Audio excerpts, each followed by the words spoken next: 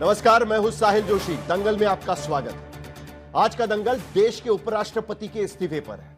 कल रात तक देश के उपराष्ट्रपति और राज्यसभा के सभापति रहे जगदीप धनखड़ ने कल रात अचानक इस्तीफा दे दिया। कहा कि स्वास्थ्य के लिहाज से वो इस्तीफा दे रहे। इस्तीफा तुरंत मंजूर भी हो गया, गैजेट नोटिफिकेशन भी जारी हो गया, लेकिन अचानक हुए इस इस्तीफे पर तमाम राजनीतिक बयानबाजी और कयास भी जारी है। विपक्ष कह रहा है कि इस इस्तीफे के पीछे राजनीतिक वजह है, कुछ गहरा कारण है कि जिसके वजह से इस्तीफा हुआ है। कुछ नेता कह रहे हैं कि इस्तीफे के पीछे जस्टिस वर्मा के खिलाफ लाया गया एक प्रस्ताव भी हो सकता है वजह।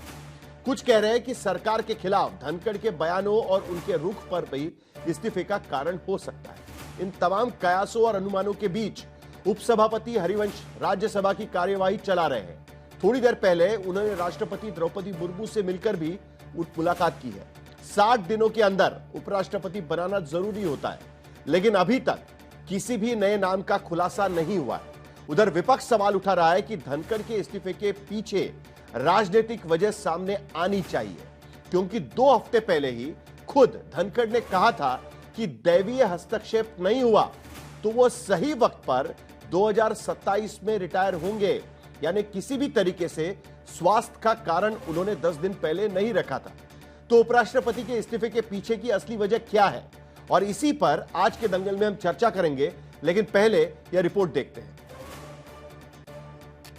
भारत के संविधान के प्रति सच्ची श्रद्धा और निष्ठा रखूंगा। सच्ची श्रद्धा और निष्ठा रखूंगा। भारत के पहले उपराष्ट्रपति जिन्होंने सुबह से शाम तक पूरी सक्रियता से सदन की कार्यवाही चलाई और 4 घंटे के अंदर इस्तीफा लिख दिया।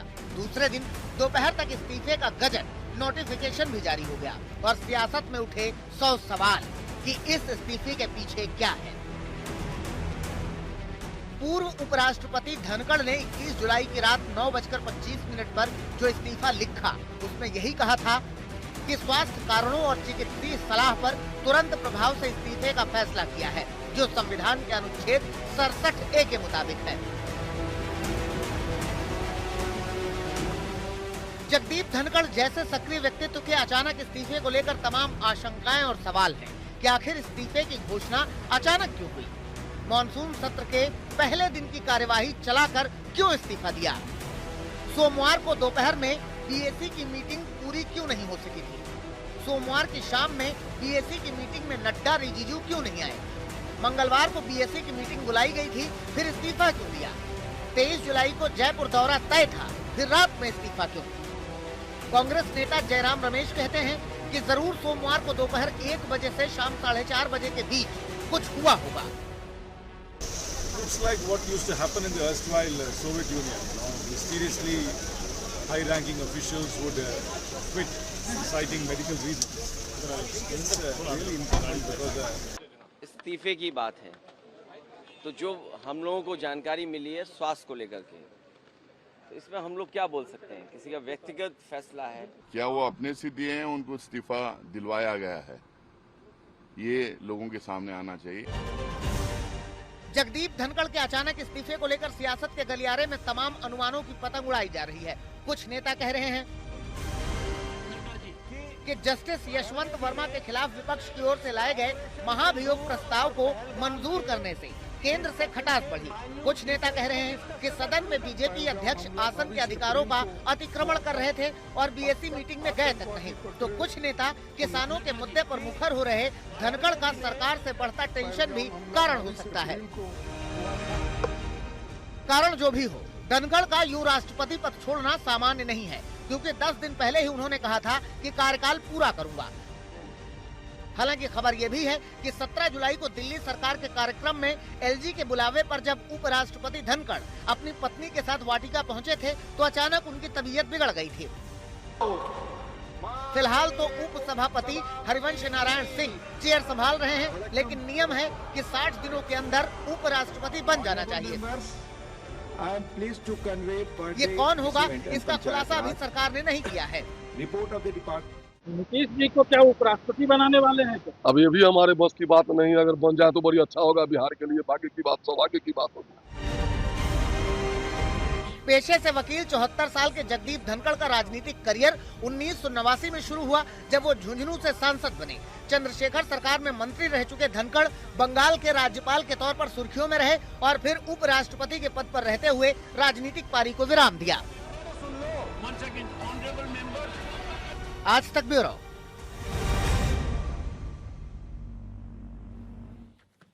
राजनीति कैसे पल पल बदलती है। पिछले सदन में पिछले सेशन के वक्त अपोजिशन पार्टीज विरोधी दल जगदीप धनखड़ को हटाने की पूरी कोशिश कर रहे थे और इंपीचमेंट मोशन लाने की कोशिश कर रहे थे। और आज जब जगदीप धनखड़ इस्तीफा दे चुके हैं, तब वही विरोधी दल सवाल उठा रहे कि आखिरकार इस इस्तीफे के पीछे की वजह क्या है और असली वजह क्या है, यह भी ढूंढने की कोशिश चल रही है। तमाम मेहमान इस सारे मुद्दों पर हमारे साथ बातचीत करने के लिए मौजूद है। केसी त्यागी, वरिष्ठ नेता, जनता दल यूनाइटेड के, सरकार के तरफ से या एनडीए के तरफ से इस पर भूमिका रखेंगे कि आखिरकार जगदीप धनखड़ ने अचानक इस्तीफा क्यों दिया। महुआ माझी सांसद है राज्यसभा की, झारखंड मुक्ति मोर्चा की, वो जगदीप धनखड़ को कल मिल चुकी थी। उनसे भी राय जानेंगे कि आखिरकार उन्हें क्या लगता है कि जगदीप धनखड़ आखिरकार अचानक इस्तीफा देकर क्यों निकल गए, क्योंकि कल तो सदन की कार्यवाही में वो शामिल थे, लेकिन उसके बाद अचानक ये इस्तीफा क्यों हुआ। प्रोफेसर संगीत रागी, पॉलिटिकल एनालिस्ट, इस चर्चा में शामिल होंगे। जानने की कोशिश करेंगे उनसे भी कि आखिरकार क्या ऐसा हुआ होगा भारतीय जनता पार्टी के भीतर, क्योंकि कई कयास इस सारे मुद्दों को लेकर लगाए जा रहे हैं। राशिद किदवाई, वरिष्ठ पत्रकार, इस चर्चा में शामिल हो रहे हैं। सालों का अनुभव उन्हें है संसद का, और उनसे भी जानने की कोशिश करेंगे कि क्या इस तरीके की घटना और उसके पीछे की कहानी क्या हो सकती है। विनोद अग्निहोत्री आज भी पार्लियामेंट में जाते हैं। विनोद जी, आपसे भी कई सवाल पूछने हैं, क्योंकि क्या हुआ था कल पार्लियामेंट में। बार बार कहा जा रहा है कि 4 बजे वो प्रस्ताव स्वीकार कर लिया गया जगदीप धनखड़ की तरफ से, और उसके बाद चंद घंटों में जगदीप धनखड़ इस्तीफा दे देते हैं। इसको लेकर कई सवाल उठ रहे हैं। 3 सवालों के साथ इस चर्चा की शुरुआत करेंगे। पहला सवाल, क्या उपराष्ट्रपति धनखड़ के इस्तीफे के पीछे स्वास्थ्य ही कारण है, क्योंकि अचानक उन्होंने ये कारण सबके सामने रखा है। 10 दिन पहले जब वो किसी कार्यक्रम में बात कर रहे थे, तब उन्होंने कहा कि सब कुछ ठीक रहा तो 2027 तक उनका स्वास्थ्य उनके साथ में है और वो उपराष्ट्रपति पद पर बने रहेंगे। दूसरा सवाल, क्या धनखड़ के अचानक इस्तीफे के पीछे कोई दूसरी राजनीतिक वजह है, क्योंकि कई तमाम कयास लगाए जा रहे हैं कि क्या उन्हें बदलना मजबूरी था, क्या सरकार उनसे नाराज चल रही थी। जिस तरीके से उन्होंने जस्टिस वर्मा के खिलाफ जो प्रस्ताव आया विपक्षी सांसदों की तरफ से, उसको स्वीकार किया, उसको लेकर सरकार नाराज थी। उनके कुछ बयानों को लेकर कुछ नाराजगी चल रही थी। कई कयास इस सारे मुद्दों को लेकर राजनीतिक गलियारों में लगाए जा रहे हैं। और तीसरा अहम सवाल, क्या धनखड़ के इस्तीफे का जस्टिस वर्मा के खिलाफ प्रस्ताव से कोई कनेक्शन है, क्योंकि यह प्रस्ताव लोकसभा में भी लाया गया था और वहां पर राज्यसभा में भी उन्होंने उसको स्वीकार किया। लोकसभा में जो प्रस्ताव लाया गया वो सरकार के तरफ से लाया गया था, और इसीलिए बार बार यह सवाल उठ रहा है कि क्या इसके वजह से दरअसल ये बात हुई है। शुरुआत हम करेंगे महुआ माझी से, क्योंकि हमको जरा जानना है उनसे कि आखिरकार जब वो कल उन्हें मिली थी सदन में, तब क्या आपको ऐसी सुगबुगाहट लग रही थी कि जगदीप धनखड़ इस्तीफा दे सकते हैं, क्योंकि सबको आश्चर्य इस बात का लगा कि जिसके लिए लोकसभा में स्पीकर मंजूरी नहीं दे रहे थे विपक्षी दलों को, उसके लिए जगदीप धनखड़ ने मंजूरी दे दी और कहा कि ठीक है, आपकी भूमिका रखिए। मल्लिकार्जुन खड़गे को बोलने का मौका मिला पहलगाम के हमलों को लेकर। क्या आपको कुछ लग रहा था कुछ गड़बड़ है महुआ जी? जी बिल्कुल नहीं, और हम लोग शॉक्ड हैं। हाँ, मैंने आज भी बहुत लोगों से बात की, हर एक की ज़बान में यही बात थी कि कल उनके आचरण से एक बार भी नहीं लगा था कि इस तरह के से वो रिज़ाइन करेंगे। और आज तो एक मीटिंग भी उन्होंने बुला रखा था 1 बजे शायद, बिजनेस एडवाइजरी कमेटी की। तो अगर ऐसा होता तो दिन में ही उसके बारे में बता दिया जाता सबको कि ये मीटिंग आज नहीं होगी, या कोई भी हिंट दिया जाता। ऐसा कुछ भी नहीं दिया गया। कुछ लोग कह रहे हैं जुडिशियरी को लेकर अटकलें तो बहुत तरह की लगाई जा रही है। आज भी पार्लियामेंट में गहमा गहमी रही और इसी मुद्दे पर लोग बात कर रहे थे, पक्ष और विपक्ष। सब लोग हैरान थे और सब जानना चाहते थे कि इसके पीछे की वजह एक्चुअली वो हेल्थ इशू है या फिर कुछ और। जब मैं जैसे उनका भी ट्वीट देखी थी जयराम रमेश जी का, तो उन्होंने तो माननीय प्रधानमंत्री जी से भी आग्रह किया था कि वो इस पर विचार करें। तो उनका भी ट्वीट आ गया माननीय प्रधानमंत्री जी का कि उन्होंने उनके सुस्वास्थ्य की कामना की है। इसलिए ये बहुत अभी कहना मुश्किल है कि इसके पीछे वजह क्या है, लेकिन कोई भी इस बात को हजम नहीं कर पा रहे हैं, पचा नहीं पा रहे हैं कि ऐसा हो सकता है कि, क्योंकि देखिए एक उपराष्ट्रपति के पद पे रहते हुए जिस तरह का ट्रीटमेंट, जिस तरह की देखभाल उनके साथ हो सकती है, उससे हटने के बाद शायद उतनी अच्छी सुविधा ना मिले। तो ऐसे में कौन हेल्थ इश्यूज को लेकर रिजाइन करेगा, इसलिए इतनी अटकलें लगाई जा रही हैं। जी, कांग्रेस नेता रेणुका चौधरी कह रही है कि यह राजनीतिक बीमारी हो सकती है। त्यागी जी, आप लंबे समय तक राजनीति को देखते आए हैं, और क्या आपको लगता है कि कहीं ना कहीं सरकार की बेरुखी थी? क्योंकि कल जो घटनाएं हुई राज्यसभा के अंदर, सदन के अंदर, वो जरा देखिए, जिसका एक पहला जिक्र मैंने किया कि लोकसभा में तो स्पीकर कह रहे थे कि प्रश्नकाल के दौरान हम किसी भी तरीके से सवाल उठाने नहीं देंगे, कोई भी मोशन हम उस पर बात करने नहीं देंगे। लेकिन राज्यसभा में मल्लिकार्जुन खड़गे ने पहलगाम के मुद्दे पर बात की। उसके बाद जेपी नड्डा खड़े होते हैं और डायरेक्टली कहते हैं कि इनके शब्द जो है वो पटल से निकाल दिए जाएंगे, जैसे कि जो स्पीकर का अधिकार होता है, आमतौर पर सभापति का अधिकार होता है। उसके बाद 4:30 बजे बिजनेस एडवाइजरी कमेटी की मीटिंग होती है। उस बिजनेस एडवाइजरी कमेटी की मीटिंग में पार्लियामेंट्री अफेयर्स मिनिस्टर नहीं जाते, राज्यसभा के नेता, सभागृह नेता उसमें शामिल नहीं होते बीजेपी की तरफ से। कहीं ना कहीं सरकार की बेरुखी इसका पीछे का कारण आपको नजर आती है त्यागी जी, कि जिसके वजह से आखिरकार जगदीप धनखड़ को अचानक इस्तीफा देना पड़ा? क्योंकि स्वास्थ्य अगर कारण होता तो सेशन शुरू होने के पहले भी वो इस्तीफा दे सकते थे। साहिल जी, मेरा धनखड़ जी से 35 साल पुराना रिश्ता है। जब नवी लोकसभा में मैं और धनखड़ जी साथ साथ आए थे, हम दोनों, चरण सिंह जी का जो लोकदल था उसके बाद उसकी कमान देवीलाल जी के हाथ में आ गई थी, और उन्हीं के मदद से मैं भी लोकसभा में पहुंचा गाजियाबाद से, और वो राजस्थान से आए थे, तभी मेरी मुलाकात हुई थी। और ये मुलाकात मित्रता में बदल गई, जिस तरह का उनका व्यवहार स्वभाव था। और ये काफ़ी दिन तक हम लोगों की चली, जब तक मंडल कमीशन की अनुशंसाएं पटल पर नहीं आई थी। तो मैं वीपी सिंह जी के साथ रहा, लेकिन वो देवीलाल जी के साथ बने रहे। उसके बाद भी हमारा उनका मिलना जुलना, आना जाना बना रहा। लेकिन मैं थोड़ा रूढ़िवादी हूँ, परंपरागत में उसी दल में रहा जिस दल में मेरी शुरुआत हुई थी, और वो बीच में कांग्रेस में भी चले गए थे, और कांग्रेस के टिकट पे विधायक भी रहे वो। लेकिन हमारे मित्र अरुण जेटली के प्रयासों से वो फिर बीजेपी ज्वाइन कर गए थे, और अच्छे प्रोमिनेंट वकीलों में उनकी गिनती होने लगी थी। तो मुझको याद है कि 2016 के आसपास कभी उनको जो लीगल सेल है बीजेपी की, उसका उनको पदाधिकारी वगैरह कुछ बनाया था। अब जब वो उपराष्ट्रपति के लिए उनका चयन हुआ, तब उनका फ़ोन आया कि मेरे शपथ ग्रहण समारोह में आप जरूर आइएगा। उसके बाद में आधा दर्जन बार उनसे मिला हूँगा, as a friend, as a comrade, as a colleague. He was the nicest person, he is the nicest person. अब जो इस्तीफा का अचानक हुआ है, ये मेरे लिए भी एक खबर है, और इसकी गुत्थियों में, इफ सेल बट्स में मैं नहीं जाना चाहता। लेकिन ये घटना मेरे लिए आश्चर्यजनक भी है, और मैं इसको व्यक्तिगत क्षति भी मानता हूँ कि किस तरह से। जरा एक सेकंड आपको रोकना चाहूंगा। जिस तरीके से आपको भरोसा नहीं हो रहा है, उसी तरीके से जगदीप धनखड़ के खिलाफ मोर्चा खोलने वाली पश्चिम बंगाल के मुख्यमंत्री ममता बनर्जी को भी भरोसा नहीं हो रहा है। और जगदीप धनखड़ के इस्तीफे पर ममता बनर्जी का बयान आ चुका है अभी, क्योंकि वो वहां पर गवर्नर थे, और उसके बाद उनके साथ में पश्चिम बंगाल सरकार के क्या रिश्ते थे वो सभी को पता है। ममता बनर्जी कह रही है कि मुझे अभी कुछ नहीं कहना है, जरा इंतजार करिए। लेकिन उसके साथ साथ वो ये भी कहना चाहती है कि जगदीप धनखड़ का स्वास्थ्य बिल्कुल ठीक था, वो स्वस्थ आदमी है, स्वास्थ्य बिल्कुल ठीक था। लेकिन ये कैसे इस्तीफा हुआ है उस पर उनको भी भरोसा नहीं हो रहा है त्यागी जी। और इसीलिए मेरा सवाल है कि क्या आपको लगता है कि सरकार की बेरुखी इसके पीछे का कारण है? कहा गया उनको इस्तीफा देने के लिए, यह भी एक अटकलें लगाई जा रही है। ऐसा यकीन करने का कोई आधार इसलिए नहीं है कि एक ही बार वो लोकसभा में रहे और एक ही बार विधानसभा में रहे, and he was not the prominent leader of Bharatiya Janata party. और उनको जो मुकाम मिला वो भैरव सिंह शेखावत को 60 साल 70 साल की तपस्या के बाद मिला। वो कई और नेता जो भाजपा के हैं उनको 50 साल इंतजार करने के बाद मिला। लेकिन इतने महत्वपूर्ण पद पर, कॉन्स्टिट्यूशनल पद पे जाने के बाद जो आप कह रहे हैं, तो उसमें मेरा यकीन नहीं चढ़ता कि इतना सम्मान उसको एनडीए की सरकार ने या व्यक्तिगत तौर पे मोदी जी ने दिया, उसके बाद किसी से खिन्न होकर, नाराज होकर के वो इस्तीफा देंगे, ऐसा उनका व्यक्तित्व भी नहीं था। मैं उनको इस रूप में भी जानता हूँ, जब किसानों का आंदोलन चला है, कई बार मेरी चर्चा होती थी तो इन बातों को लेकर वो व्यथित रहते थे जरूर कि नहीं, किसानों के सवाल पर कुछ होने चाहिए। और पिछले दिनों तो महाराष्ट्र में किसी कार्यक्रम में जो कृषि मंत्री हैं उनकी उपस्थिति में उन्होंने कहा कि भाई इनके सवालों को क्यों नहीं हल करते।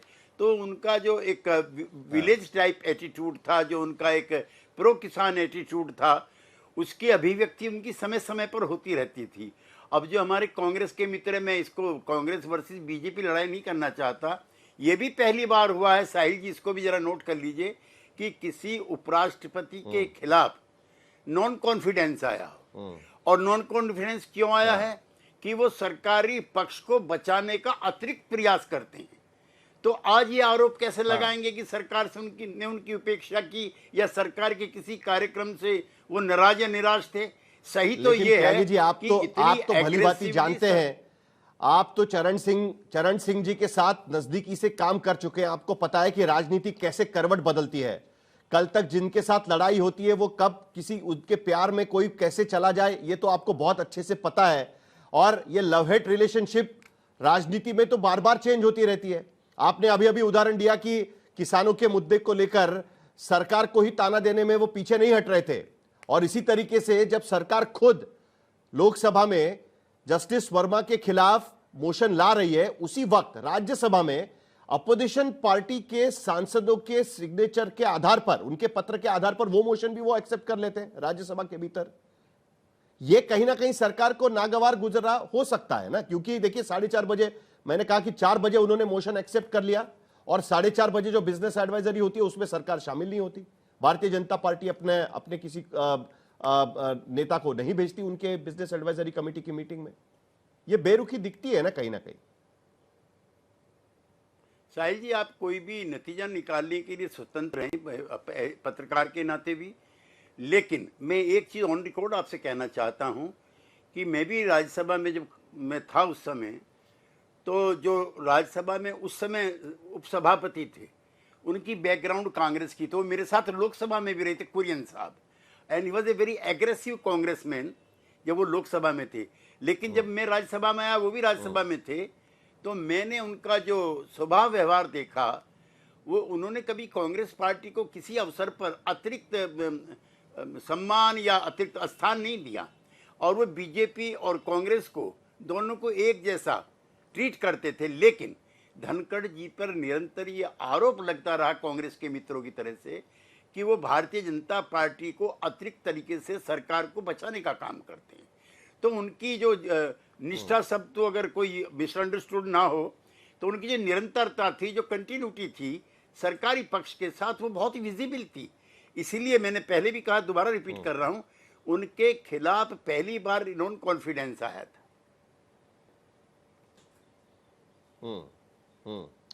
कांग्रेस के प्रवक्ता भी हमारे साथ जुड़ चुके हैं, सप्रा जी हमारे साथ जुड़े हुए हैं। सप्रा जी, देखिए केसी त्यागी कह रहे हैं कि अटकलें लगाने की कोई जरूरत नहीं, और त्यागी जी मैं भी आपको कहता हूं कि हम तो बस सवाल खड़े कर रहे हैं। जिस तरीके से आप आश्चर्यचकित हो चुके हैं अचानक इस इस्तीफे से, हम भी आश्चर्यचकित है, इसके लिए सवाल खड़े हो रहे हैं।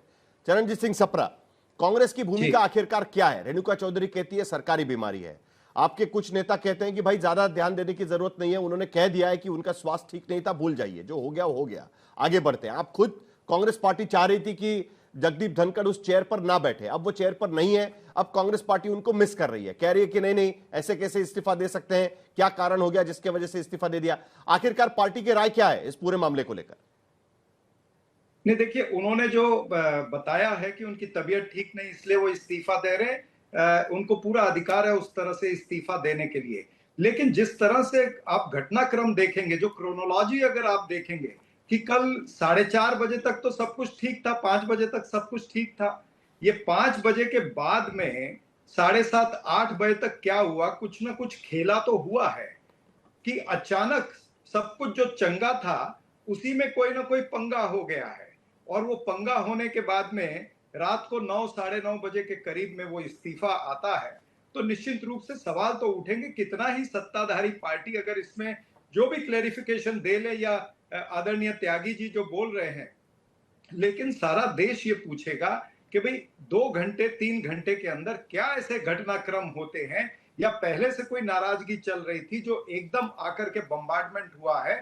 जो कुछ भी हुआ, लेकिन ये बताता है, जो कल का वाकया हुआ है, ये बताता है कि भारतीय जनता पार्टी में सब कुछ ठीक नहीं है, कहीं ना कहीं बड़ा गड़बड़ झाला होने वाला है।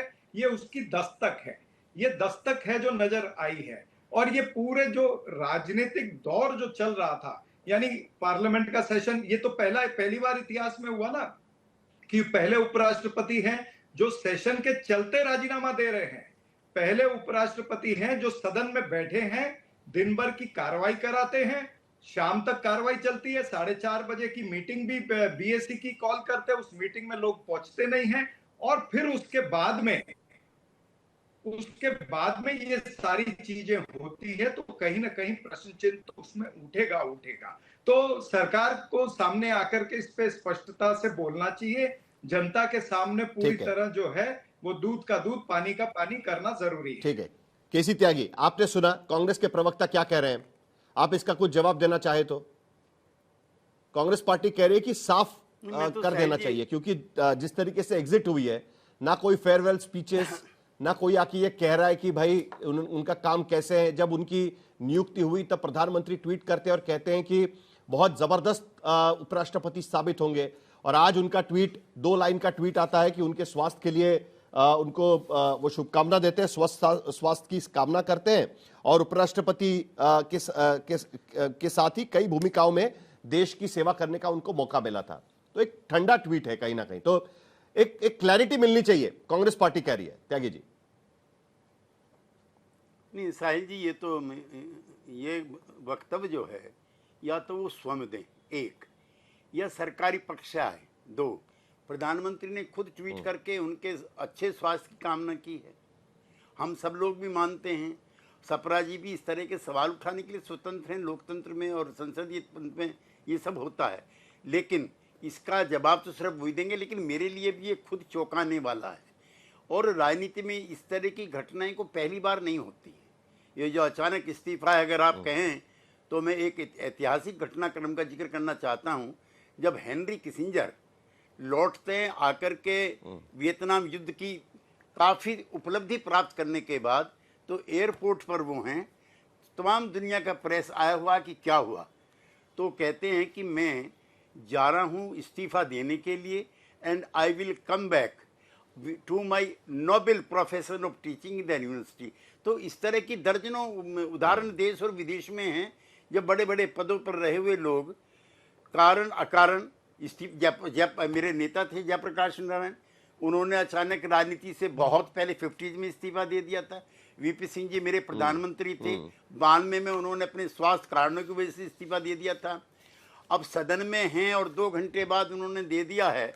इसको लेकर के मेरे कांग्रेस के मित्र कोई भी कंक्लूजन निकालने के लिए स्वतंत्र हैं, लेकिन ये कोई पहला इतिहास में मौका नहीं है जब इस तरह के इस्तीफे हुए। ठीक है, लिहाजा मैं उनको, लेकिन एक बात तो साफ है ना, जितने लोगों से हमने अब तक बात की है, सभी लोग ये कह रहे हैं कि उनको आश्चर्य का झटका लगा है कि जगदीप धनखड़ कल प्रिसाइड करते हैं सेशन, राज्यसभा का सेशन प्रिसाइड करते हैं, और उसके बाद 4-4:30 बजे बिजनेस एडवाइजरी कमेटी की मीटिंग अटेंड करते हैं, बुलाते हैं, लोगों से बात करते हैं, कई सांसद उनको मिलते हैं, और रात को 9 बजे जाकर इस्तीफा दे देते हैं। संगीत रागी, इसी के वजह से सवाल उठ रहा है कि कहीं ना कहीं ऐसा नहीं होना चाहिए कि देखिए चंद्रशेखर जी के साथ जिन जिन लोगों ने काम किया वो बीजेपी के साथ। जी महुआ जी आप पहले बात खत्म करें, उसके बाद रागी जी के पास चलेंगे। जी आ रही बोलिए। मैं ये कहना चाहती हूँ कि अगर स्वास्थ्य कारणों को ही सही मान लिया जाए, तो अभी पिछले सत्र में माननीय धनखड़ जी की तबीयत खराब हुई थी, उनके हार्ट में कुछ प्रॉब्लम हुआ था, शायद स्टेन वगैरह लगा था। उस समय भी मुझे लगता है 7 दिनों के अंदर अंदर वो वापस हाउस में आकर उसको कंटिन्यू किए थे। तो स्वास्थ्य कारणों से अभी तो वो हॉस्पिटलाइज्ड भी नहीं है या घर में भी बेड रेस्ट में नहीं है, वो अच्छी तरह से चल के आए, आके सबसे मीटिंग भी की, हाउस भी चलाया, और उनके चेहरे पर वो मुस्कुराहट भी थी। इसीलिए सबको शक हो रहा है कि इसके पीछे कोई और वजह जरूर होगी, मेरा ये कहना है। संगीत रागी, यही सवाल सब लोग उठा रहे हैं कि कहीं चंद्रशेखर जी के साथ जो काम करता है, जो बीजेपी के साथ जुड़ा बाद में, अब उसके बाद बीजेपी के सरकार के खिलाफ ही बात कर रहा है। सुब्रमण्यम स्वामी है, सत्यपाल मलिक है, कहीं ऐसा ना हो जाए कि इनमें धनखड़ जी का भी नंबर लग जाए। देखिए कुछ तो गड़बड़ है त्यागी जी। देखिए साहिल, साहिल, आप उम्मीद लगाए रखिए और सापरा जी भी उम्मीद लगाए रखें कि वो सतपाल मलिक निकले, लेकिन मुझे नहीं लगता है कि ऐसा होने वाला है। और इसमें कोई दो राय नहीं है कि ये जब उनका इस्तीफा आया तो वो चौंकाने वाली खबर थी, लेकिन विगत कई महीनों से वो बीमार भी थे और उनके परिवार के द्वारा भी कई बार उनके स्वास्थ्य के बारे में इस प्रकार की बातें कही गई कि वो परिवार को स्वास्थ्य को लेकर के काफी चिंतित रहने लगे थे। तो देश के उपराष्ट्रपति ने अपने त्याग पत्र में स्वास्थ्य का कारण बताया है। इस पर कोई अविश्वास करने की मुझे कोई कारण दिखता नहीं है और इसमें बहुत ज्यादा राजनीति ढूंढने की वजह भी नहीं है। यदि होता तो वही इसका उत्तर दे सकते हैं, इसके अलावा इसका उत्तर और कोई नहीं दे सकता है। मुझे हैरानी की बात है कि कल तक कांग्रेस के मित्र जो उनके सरकलम करना चाहते थे, सरकलम का मतलब वो में नहीं, सरतन से जुदा, वो जो इस्तीफा मांग रहे थे और यहाँ तक कि महाभियोग उनके खिलाफ प्रस्ताव लाने के लिए बात कर रहे थे कि भाई उनको हटाया जाना चाहिए। जया बच्चन हो, चाहे मल्लिकार्जुन खड़गे हो, चाहे जयराम रमेश हो, कोई ऐसा क्षण नहीं छोड़ा जिसमें उनको बेइज्जत करने की कोशिश नहीं की। जिसे हम कहते हैं ना, कभी भी आसन के साथ अशिष्टता से साथ व्यवहार नहीं किया जाता है, ऐसी संसदीय परंपरा रही है। लेकिन कांग्रेस के सांसदों ने कोई लेकिन देखिए संगीत रागी जी, कोई भरोसा नहीं कर रहा है। अभी देखिए तेजस्वी यादव बयान दे रहे हैं कि जगदीप धनखड़ के इस्तीफे पर उनका कहना है कि ये दिया गया है या लिया गया है। विपक्ष को भरोसा नहीं हो रहा है कि आखिरकार ये हुआ कैसे। वो तो जब उन पर ये सवाल उठाए गए थे, देखिए तेजस्वी यादव क्या कह रहे हैं, एक बार जरा सुन लेते हैं। अच्छा, नीतीश कुमार का भी बयान आ चुका है। नीतीश कुमार का भी बयान आ चुका है कि तेजस्वी यादव यहां पर यह बयान दे रहे हैं कि धनखड़ के इस्तीफे पर उनका यह कहना है कि दिया गया है या लिया गया है, और नीतीश को सीएम चेहरे के पीछे मजबूरी क्या है, यह भी तेजस्वी यादव कह रहे हैं कि उनको स्वास्थ्य तो नीतीश कुमार का भी ठीक नहीं है, लेकिन फिर भी उनको मुख्यमंत्री पद का चेहरा बना के रखा हुआ है। केसी त्यागी जी, आप सुन रहे हैं क्या बोल रहे हैं तेजस्वी यादव? वही बात अगर जगदीप धनखड़ की है कि उनके स्वास्थ्य ठीक नहीं है, वो इस्तीफा दे रहे हैं, लेकिन दूसरी तरफ नीतीश कुमार के साथ वो नहीं हो रहा है। केसी त्यागी, आपकी प्रतिक्रिया इस पर लेना चाहेंगे? हाँ साहिल जी, मैं बहुत ही विनम्रता के साथ कहना चाहता हूँ, क्योंकि मुझे लालू जी के साथ भी एक दशक तक काम करने का मौका मिला है। नीतीश जी का स्वास्थ्य, माफ़ी के साथ कहना चाहता हूँ कि लालू प्रसाद जी से बेहतर है। उनको पार्टी का पुनः राष्ट्रीय अध्यक्ष बना करके वो कौन सा मकसद हासिल करना चाहती है आरजेडी, उसका जवाब अगर तेजस्वी यादव जी दे दें तो नीतीश कुमार जी के चेहरे बने रहने का जवाब अपने आप मिल जाएगा। और नीतीश कुमार जी लालू प्रसाद जी से बेहतर स्वास्थ्य मेंटेन किए हुए, I am on record on saying. नहीं, लेकिन फिर भी स्वास्थ्य का कारण तो यहां पर जगदीप धनखड़ भी आगे कर रहे हैं। संगीत रागी कुछ कह रहे थे, आप कांग्रेस पर सवाल उठा रहे थे कि आखिरकार भाई कांग्रेस अचानक घूमकर ये सवाल कहां से उठा रही है, यही बात कह रहे हैं ना आप संगीत जी? साहिल, कांग्रेस पार्टी के अंदर भी बहुत सारे ऐसे लोग हों, कांग्रेस पार्टी के अंदर भी आपको एक राय नहीं मिलेगी। कुछ लोगों ने उनके अच्छे स्वास्थ्य की कामना की है, कुछ लोगों ने यह भी कहा है कि चलिए जो हुआ सो हुआ, हम आगे बढ़ते हैं, और कुछ लोग जो है इसको शंका की दृष्टि से देख रहे हैं कि कोई ना कोई तो ऐसा राजनीतिक कारण रहा होगा जिसके कारण उनको इस्तीफा देना पड़ा, या देने के लिए मजबूर, उन्होंने अपने से दिया या देने के लिए उनको मजबूर किया गया।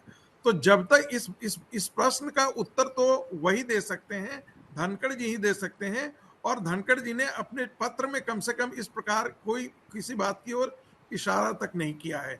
दूसरी बात, जहां तक बात की जाती है, यही जो कि कांग्रेस पार्टी या नीतीश जी के सवाल पर, तो नीतीश जी को अपने ऊपर पता है, भरोसा है। यहाँ पर धनखड़ जी से इस्तीफा लिया नहीं गया, उन्होंने इस्तीफा दिया है नीतीश जी अभी उनको मालूम है कि वो मानते हैं कि वो अच्छे काम कर रहे हैं, अच्छे तरीके, उनका स्वास्थ्य अच्छा है, तो उनसे इस्तीफा लेने महुआ जी, आप मानती करने है का कोई कारण नहीं बनता है। जो तेजस्वी यादव का बयान है उससे आप इत्तेफाक रखती है? तेजस्वी यादव कह रहे हैं कि दिया नहीं है, लिया गया है। हाँ बिल्कुल रखते हैं, इत्तेफाक रखनी जैसे हालात हैं, क्योंकि अटकलें इसी तरह की चल रही हैं पूरे पार्लियामेंट में। आज मैं दिन भर वही थी और वहाँ पर पक्ष और विपक्ष दोनों तरफ के लोग इसी तरह की बातें दबी जुबान में कर रहे थे, इसीलिए मुझे लगता है शायद इसमें कोई सच्चाई हो, शायद। संगीत रागी जी, सुना आपने, पार्लियामेंट पे भी वही चर्चा चल रही है और पक्ष विपक्ष दोनों कह रहे हैं।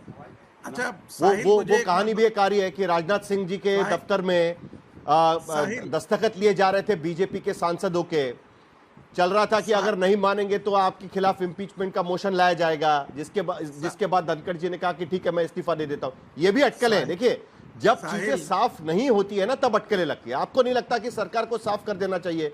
बाकायदा अगर वो इस्तीफा दे भी रहे हैं तो आज पार्लियामेंट में उनके बारे में भाषण दे सकते थे कि उन्होंने क्या काम किया है, कैसे काम किया है। आपको पता है कि फेयरवेल किस तरीके से होता है संगीत रागी जी पार्लियामेंट में? साहिल एक सांसद का फेयरवेल भी बहुत बढ़िया तरीके से होता है। साहिल एक चीज बताइए कि सरकार कौन सी ऐसी बात कहती है जिसे विपक्ष शंका की दृष्टि से नहीं देखता है? सरकार के कौन से ऐसे उत्तर होते हैं जिस पर प्रतिप्रश्न और शंका की दृष्टि से कौन सा ऐसा कोई उत्तर हो जिस पर सरकार देती हो उत्तर और उसको विपक्ष मान लेता हो? तो इस मुद्दे पर भी सरकार का दृष्टिकोण मुझे लगता है कि प्रधानमंत्री जी के ट्वीट से साफ हो गया है कि वो स्वास्थ्य ही कारण रहा है जिसके कारण उन्होंने इस्तीफा दिया है। और यदि ऐसा नहीं होता, रशीद किदवई मुस्कुरा रहे हैं, ट्वीट नहीं करते प्रधानमंत्री जी। संगीत रागी जी, रशीद किदवई मुस्कुरा रहे हैं। इस पर कुछ कहना चाहूंगी। फेयरवेल पर मैं वो जी आपके पास भी आता हूं। फेयरवेल की बात रशीद किदवई मुस्कुरा रहे हैं। प्रोफेसर साहिल, आज प्रोफेसर रागी की मासूमियत के ऊपर कुर्बान होने का दिल चाह रहा है। ऐसी बातें वो कह रहे हैं जिसका कोई तर्क नहीं है, कोई तर्कसंगत बात नहीं है। देखिए, मूल प्रश्न है जिसके कोई जवाब नहीं दिए जा रहे हैं। उनका स्वास्थ्य कब खराब हुआ? क्या सत्र से पहले, जैसा आपने शुरुआत में कहा, उससे पहले इस्तीफा नहीं हो सकता था? कोई उनको भाजपा का वरिष्ठ नेता या सरकार का कोई वरिष्ठ नेता उनको देखने, खैर खबर लेने गया? ट्वीट भी बहुत देर में आया। और सबसे बड़ी बात कि जो काम जो वो कर रहे थे वो उन्होंने कौन सा अनुचित काम किया है? अगर उन्होंने कोई जो था इम्पीचमेंट का रेजोल्यूशन था, उसका अपोजिशन का, उसको एक्सेप्ट कर लिया, तो उसमें संवैधानिक रूप से क्या गलत काम किया या संसद के, राज्यसभा के कानून, नियम, कायदे कानून के दायरे से बाहर जाके काम किया जो उनसे इस्तीफा लिया गया है? तो ये तमाम प्रश्न हैं, इसके जवाब सरकार को देने होंगे।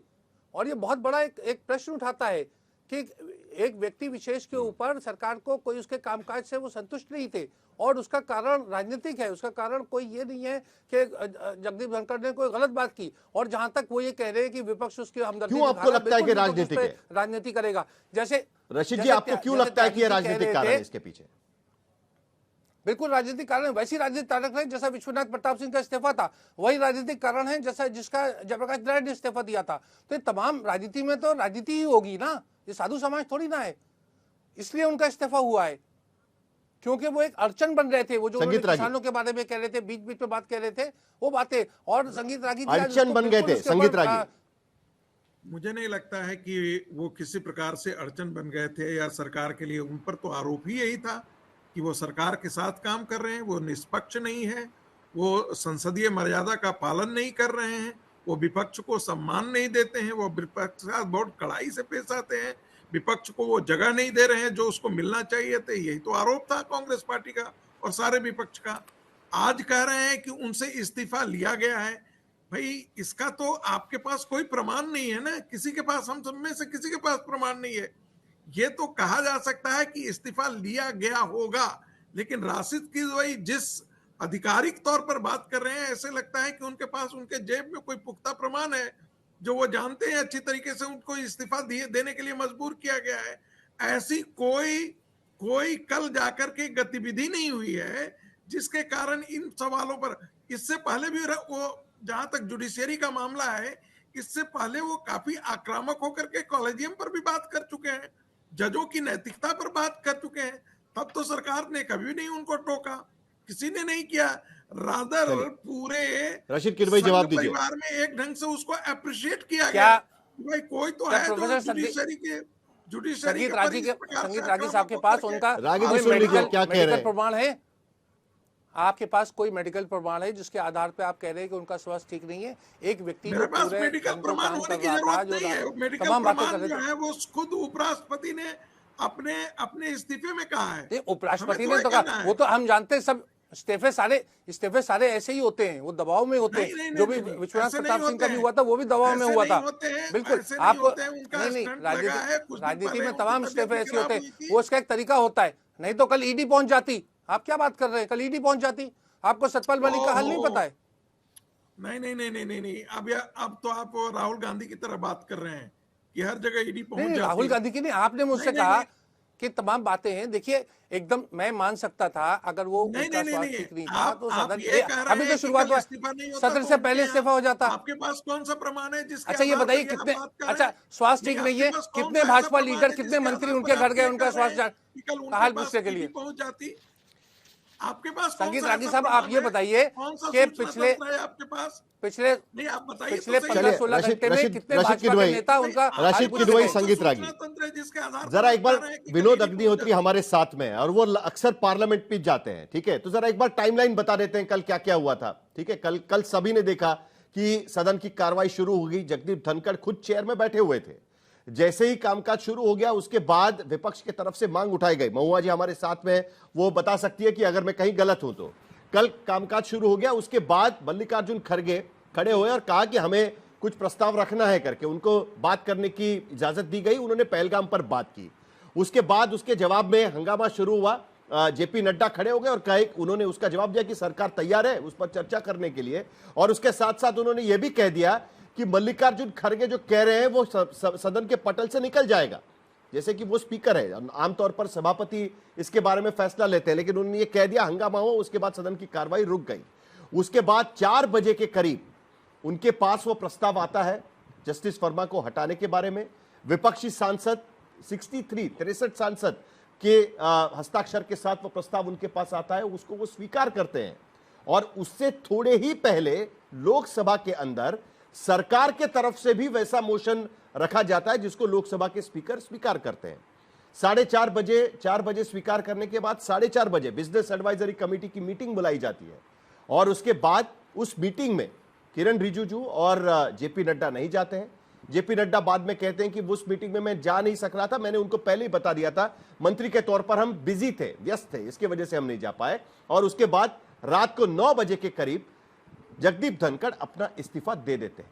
विनोद अग्निहोत्री, क्या गलत होगा इसमें हम कुछ ज्यादा पढ़े? जिस तरीके से रशीद किदवई कह रहे हैं, महुआ मांझी कह रही है और कांग्रेस के कुछ नेता भी उसके बारे में कहने की कोशिश कर रहे हैं, और जिस तरीके से केसी त्यागी, उनको आश्चर्य लग रहा है कि इस तरीके से इस्तीफा हुआ, कुछ ज्यादा गलत होगा? विनोद अग्निहोत्री जी, आप कल सदन में गए होंगे, आपने क्या सुना? देखिए साहिल, जो आपने टाइमलाइन बताई है ना, उसी में उसका जवाब छिपा हुआ है। त्यागी जी यहाँ बैठे हुए, इनका बड़ा लंबा चौड़ा संसदीय अनुभव है, राजनीतिक अनुभव है। ऐसा कब हुआ है कि सरकार के लोग बिजनेस एडवाइजरी कमेटी की मीटिंग में न जाए? विपक्ष तो बहिष्कार करता रहा है बीएससी की बैठक का, लेकिन सत्ता पक्ष के लोग यानी संसदीय कार्य मंत्री और नेता सदन ही बिजनेस एडवाइजरी कमेटी की बैठक में न जाए जो स्पीकर ने, जो सभापति ने बुलाई हो। ऐसा तो कभी नहीं हुआ है। मेरी राष्ट्रीय के सभी बैठे हुए हैं, कभी नहीं हुआ। दूसरा, सही बात है, सदन के नेता जब ये कह रहे हैं कि nothing will go on record, सदन के नेता की भाषा ये होनी चाहिए कि I will request to chair that should not go on record. तो पहला प्रोवोकेशन तो वो है। और दूसरा, बीएससी की बैठक में न जाना, ये अपने आप में संकेत है, क्योंकि तब तक जैसा कि महुआ जी भी कह रहे हैं, बाकी लोग कह रहे हैं कि वो बीएससी की बैठक उन्होंने अगले दिन के लिए टाल दी कि अगले दिन इसको करेंगे, इस बैठक के बाद 12:30 बजे। तो इसका मतलब अगले दिन उनको आना था, उनका तब तक वो इस्तीफे का आज 1 बजे के आसपास। हाँ, तब तक उनका मन इस्तीफे का नहीं बना था। और उसके बाद जब कोई सामान्य परिस्थिति में इस्तीफा देता है कोई भी व्यक्ति, मान लीजिए स्वास्थ्य कारण से अचानक हो, तो तरीका ये होता है कि वो उपराष्ट्रपति है, उनको प्रधानमंत्री जी से उनको बात करनी चाहिए कि भाई मुझे ठीक नहीं है, मेरा स्वास्थ्य ठीक नहीं, मैं कहता हूँ। उसके बाद राष्ट्रपति को जाके इस्तीफा देते। उन्होंने सीधे राष्ट्रपति से टाइम लिया, अचानक गए, इस्तीफा दिया और सीधे एक्स पे पोस्ट कर दिया, सोशल मीडिया पे। ये क्या संकेत है? ये कोई सहज सामान्य और संकेत फिर है क्या रागी जी? ये एक फेयरवेल भी तो संकेत बनता है, फेयरवेल भी सामान्य नहीं दिया परिस्थिति के गया। संकेत है कि इस तरह से इस्तीफा एक्स पे पोस्ट कर देना। वरना अगर रजामंदी से सारी चीजें होती है तो सब चीजें आपस में बात करती होती है, कोई तबियत ठीक नहीं है, आपको जाना है, अब देखिए दबाव बहुत पड़ रहा है, मुझे हार्ट की प्रॉब्लम है, बीपी की प्रॉब्लम है, मैं मुक्त होना चाहता हूँ। तो ये चीजें जो है, सबूत मेरे पास कुछ नहीं है, सबूत रशीद किदवई के पास भी नहीं है, सबूत किसी के पास नहीं है कि क्यों इस्तीफा दिया गया, लेकिन परिस्थिति जन्य साक्ष्य भी कुछ होते हैं। तो जो टाइमलाइन आप बता रहे हो, ये टाइमलाइन हम सब जान रहे हैं, यही टाइमलाइन थी। बट पीएससी की बैठक में सत्ता पक्ष का न जाना, ये तो संगीत रागी थोड़ा अटपटा है। बीएससी की मीटिंग में विपक्ष नहीं जाता है, कई बार कहता है कि हम नहीं जाएंगे उस मीटिंग में, ठीक है, बायस्ड है स्पीकर, बायस्ड है, हम नहीं जाएंगे बिजनेस एडवाइजरी की मीटिंग में, लेकिन सत्ता पक्ष थोड़ी ना ऐसा करता है कभी कि हम नहीं जाएंगे। साहिल आपकी बात से मैं सहमत हूं, लेकिन नड्डा जी ने इस बात को बताया है कि वो और किरण रिजिजू दोनों ने वाइस प्रेसिडेंट के ऑफिस को सूचित कर दिया था कि वो नहीं आ रहे हैं क्योंकि उनकी बैठक है, और उन्होंने इसका कारण भी इसका जिक्र कर दिया था। और कल आप देख रहे होंगे कि टेलीविजन पर इस बात की बात चल भी रही थी कि जेपी नड्डा, अमित शाह जी और बाकी सारे लोगों की एक बैठक थी जो पार्लियामेंट के अंदर ही चल रही थी। तो ये कहना कि उन्होंने बहिष्कार किया था, इसे बहिष्कार कहना न्यायोचित नहीं होगा। विनोद अग्निहोत्री, आप कुछ ज्यादा ही पढ़ रहे हैं। बिटवीन द लाइंस आज संगीत रागी पढ़ने को तैयार नहीं है, आज वो सीधी स्क्रिप्ट पढ़ रहे हैं, बिटवीन द लाइंस पढ़ने को तैयार नहीं है आज वो। विनोद रागी जी नहीं पढ़ रहे, अच्छी बात है, रागी जी हमारे मित्र हैं।